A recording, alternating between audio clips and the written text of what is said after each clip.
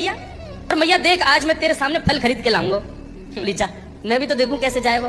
सो ठाकुर जी फल खरीदने के लिए जा रहे हैं नन्हे से ठाकुर जी। और कहाँ लेके जा रहे हैं? बोले जल्दी से जहाँ पर सारी सामग्रियां रखी जाती है, ऐसे सामग्री गृह में गए और वहां से 2 मुट्ठी गेहूं अपने हाथ में भर के, और नन्हे से 3 वर्ष के ठाकुर जी इतने इतने से हाथ ऐसे अंजलि में गेहूं भर के, और ठाकुर जी अपनी मटकीली सी चाल बाकी अदा से उछलते कूदते भय और फल बेचे वारी के पास फल लेवे जा रहे हैं।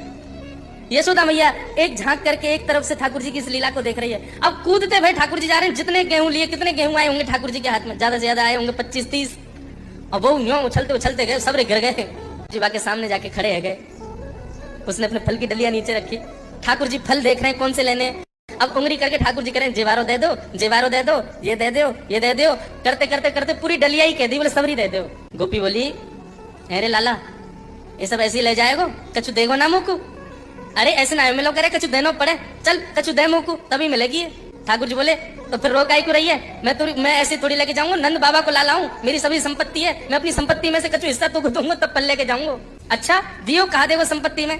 तो जितने गेहूं ठाकुर जी भर के लाए में से केवल एक बचो ठाकुर जी के हाथ में। और ठाकुर जी मुट्ठी खोल के वो एक गेहूं ले में, और बड़े संकोच बस कि अब एक ही बचाओ कहा करूं, ले जी है। उस एक गेहूं के दाने को अपने हाथ में लेकर के कोमल से ठाकुर जी की उस मुखाकृति को देख करके वो फल बेचने वाली की तो सुध बुद्धि चली गई। ठाकुर जी बोली अरे नजर लगावेगी मुंह को, चल जल्दी फल दे दे। बोले फल दे तो दूं, लेके कैसे जाओगे? 4 आम के बराबर के तो तुम स्वयं हो, एक आम के ऊपर एक ऐसे 4 खड़े कर दूं तो इतने बड़े तो तुम खुद ही हो, कैसे लेके जाओगे?